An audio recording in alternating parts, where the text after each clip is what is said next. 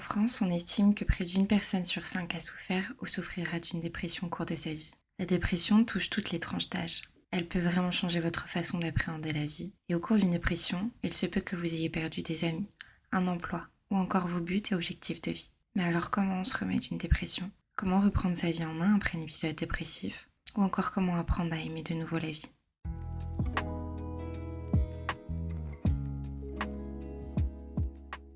Bonjour à tous et bienvenue dans ce nouvel épisode de podcast où, comme vous l'aurez compris, on va discuter de dépression. Mais surtout, j'avais envie de parler avec vous de l'après-dépression. Comment on peut reprendre goût à la vie, comment on peut finalement retrouver en quelque sorte une vie qui nous correspond, une vie dans laquelle on va avoir une nouvelle peau, puisque quand on passe par un épisode dépressif, on évolue, on change et on mue en quelque sorte. Pas pour être forcément une nouvelle version de soi, mais une version de soi qui est différente, qui se développe et qui est de toute manière en constante évolution parce qu'on est des êtres sociaux, des êtres humains qui seront toujours en constante évolution.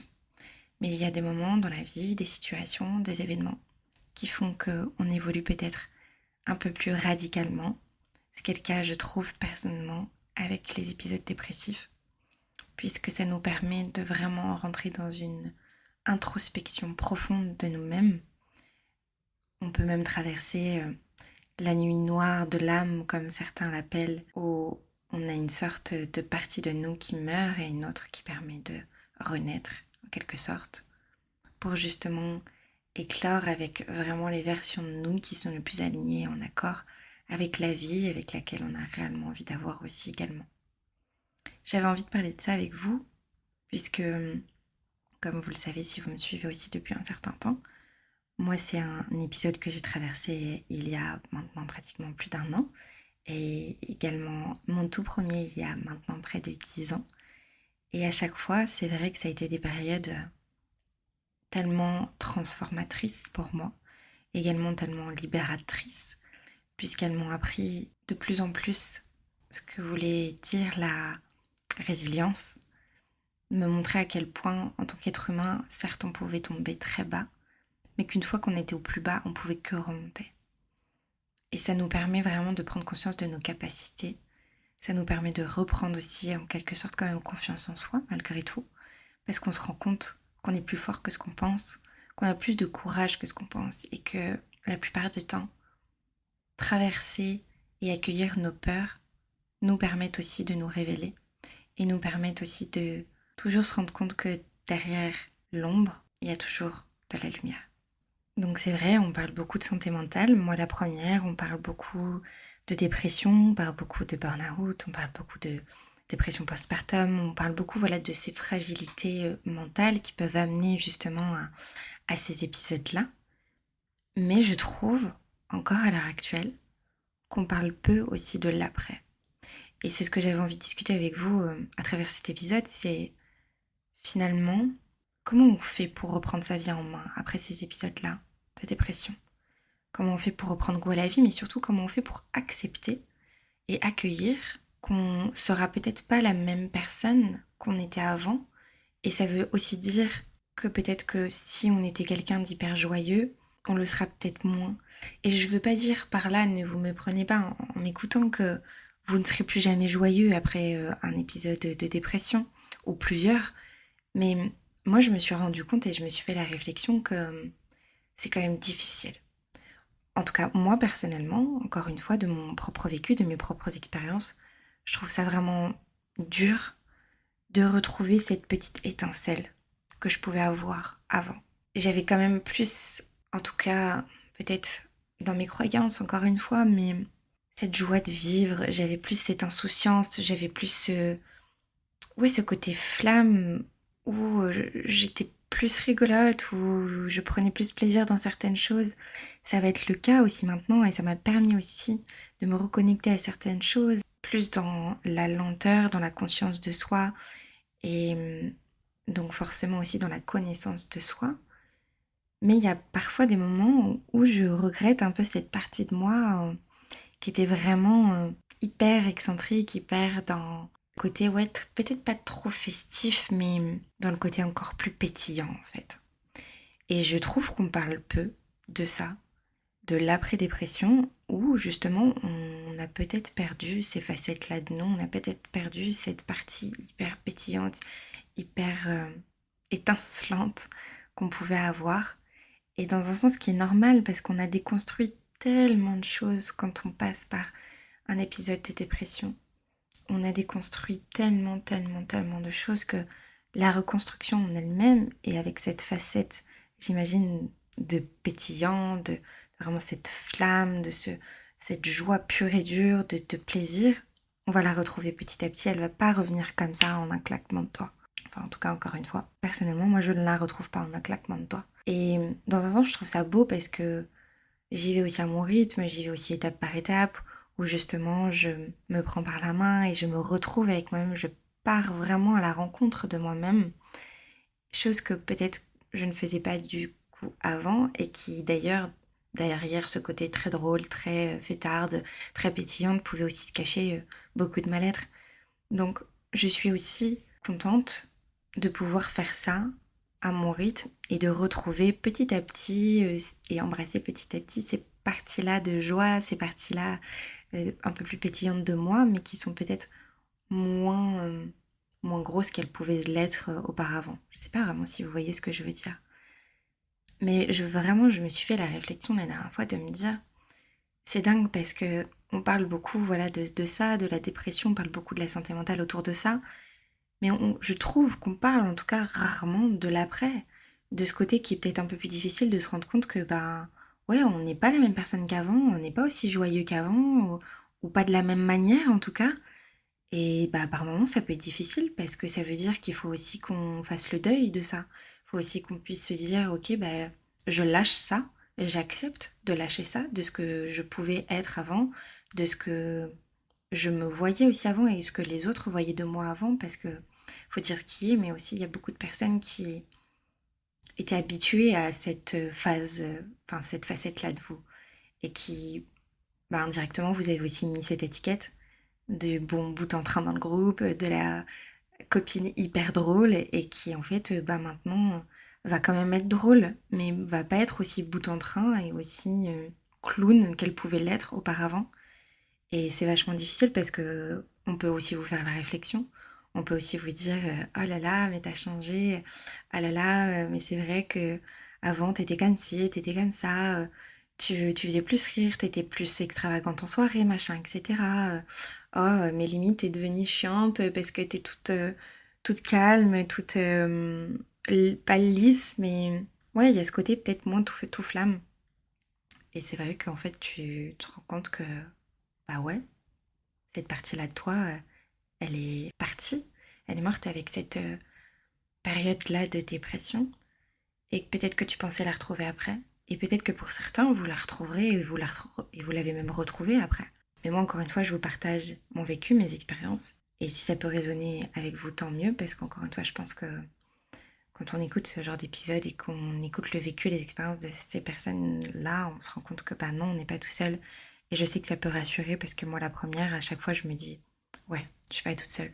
Même si au fond, on le sait pertinemment qu'on n'est pas seul à vivre ces choses-là, qu'on n'est pas seul à ressentir ces choses-là. Mais ça fait toujours du bien de l'entendre. Donc aujourd'hui, j'avais envie de partager ça avec vous, j'avais envie de partager ma réflexion sur le fait que moi, j'ai pas encore, je pense, complètement accepté cette notion que mon côté pétillant, bah, je l'ai perdu et je le retrouve pas encore à l'heure actuelle. Je le retrouve petit à petit, comme je vous disais, en me reconnectant à certaines choses, à certaines activités que je peux faire. Ça me permet en plus voilà, de me découvrir, de savoir encore plus et d'affiner encore plus ce que je n'aime pas, ce que j'ai envie de faire, ce que j'ai envie de garder dans ma vie, dans mon tempérament, dans mon caractère, dans ma personnalité, et de m'affirmer également, et de continuer à aussi mettre en avant mes opinions, mes convictions, et vraiment prendre position dans ça. Mais il y a d'autres facettes de moi où, dans un sens, des fois, je les regrette. Et pourtant, c'est ok. Parce que comme je vous le disais en début d'épisode, on évolue et on sera en constante évolution. Et donc, c'est ok de laisser partir des choses pour embrasser le renouveau, pour embrasser justement ces nouvelles facettes de nous, qui en fait en soi ne sont pas tant si nouvelles que ça, parce qu'on aura toujours eu cette dualité en nous, mais voilà, il y a des moments et des phases de notre vie où forcément quand on est plus jeune, ça prend l'ascendant et après quand on vieillit entre guillemets, voilà, quand on passe certains stades de l'âge comme là par exemple la trentaine, etc., on prend plus aussi forcément en maturité, en responsabilité, en sagesse et donc ouais, on est moins bout en train, on est moins tout feu tout flamme, on est peut-être moins pétillant sur certaines choses et encore plus quand on traverse ces épisodes de dépression. Donc je sais pas si c'est quelque chose qui vous parlera ou pas. Mais j'avais vraiment envie de parler de ça avec vous parce que, en vrai, c'est ok, encore une fois. C'est tout à fait normal de se dire, mais je retrouve pas ce côté-là de moi. Après, même si ça va mieux, même si j'ai retrouvé ma vie, j'ai retrouvé mon mental, que j'ai retrouvé cette stabilité de santé mentale et cet équilibre. Donc, ne vous inquiétez pas, vous n'êtes pas tout seul à traverser ça, vous n'êtes pas tout seul à ressentir ça. Et j'espère en tout cas que ça pourra vous parler et vous permettre de vous sentir effectivement compris via cet épisode et via cette réflexion que j'amène avec vous à travers ce que je peux vous partager actuellement. Alors allez-y à votre rythme parce qu'encore une fois, traverser ces épisodes de dépression, c'est pas quelque chose de facile. On n'en sort pas indemne et on met du temps à s'en remettre, on met du temps à se reconstruire, on met du temps à reprendre confiance en soi, à reprendre en quelque sorte un peu la maîtrise aussi de sa vie, de nos envies, de nos besoins, de reprendre sa propre responsabilité, de choisir aussi ce qui est bon, ce qui n'est pas bon pour nous, d'être en accord aussi avec ça, de peut-être perdre des gens aussi en route, de perdre encore une fois, comme je vous disais aussi, voilà, des traits de caractère, des facettes de nous, et d'accepter ces phases-là aussi, d'accepter que les choses évoluent, d'accepter que justement la vie est aussi mouvement, et que tout ça fera partie de notre histoire et fera partie de ce qu'on est aujourd'hui. Donc ne pas forcément aussi le prendre négativement et le voir comme ah mince, j'arrive pas à redevenir comme ça, à revoir ce côté solaire en moi, etc. Vous inquiétez pas, vous le retrouverez. Vous le retrouverez d'une manière différente, mais d'une manière qui vous correspond. Et d'une manière qui correspond et qui est plus en accord avec la vie avec laquelle vous avez envie d'avoir et vous avez envie de vivre à l'heure actuelle. C'est pas forcément encore une fois des choses faciles à accepter et preuve en est, moi j'ai encore quelques réflexions où j'ai du mal à l'accepter et à l'accueillir. Mais je sais au fond de moi que tout ça est bon pour moi, que tout ce qui s'est passé n'est pas arrivé par hasard et au contraire m'a permis de me mettre en priorité, de reprendre confiance en moi en passant par des phases difficiles, parce que je me suis prouvé que j'en étais capable d'en sortir, que j'étais capable et plus forte d'arriver à surmonter tout ce qui peut se mettre en travers de ma route, tout ce qui peut faire obstacle dans ma vie à l'heure actuelle. Et parfois, nous adapter à certains contextes extérieurs en pensant que c'est ce qu'on veut, mais en fait en se rendant compte que quand on traverse ces périodes-là difficiles, c'est pas du tout ce qu'on voulait en fait auparavant. Ça a du bon. Ça nous permet aussi de lâcher prise et de réellement vraiment se connaître soi, connaître ses attentes et pas forcément les attentes des autres ou de la société, encore une fois. C'est vraiment reprendre contact avec soi et ses envies, ses besoins personnels et être finalement sur un travail de soi qui est bénéfique pour surmonter tout ça, mais pour être in fine, fidèle à soi-même.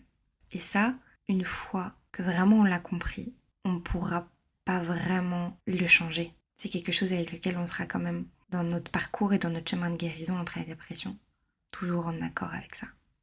Et ça permet aussi de se sécuriser à l'intérieur. Et je pense que ça, il n'y a pas meilleur moyen que reprendre confiance en soi après avoir vécu des épreuves difficiles, que de se sentir en sécurité à l'intérieur de soi, de se sentir en sécurité avec soi-même et surtout en paix à l'intérieur de soi et en harmonie.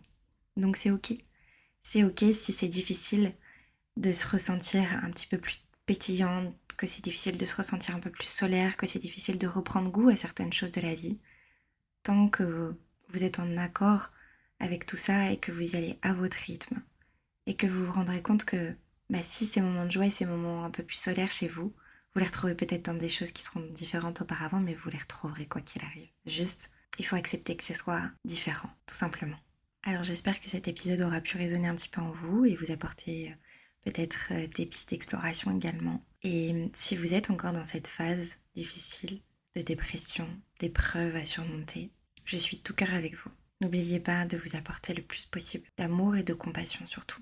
Ne vous blâmez pas plus que ce que vous êtes déjà en train de traverser. Et surtout, rappelez-vous que vous avez toutes les capacités en vous, toutes les ressources à l'intérieur de vous. Ne perdez pas espoir. Il y a toujours de la lumière au bout du tunnel.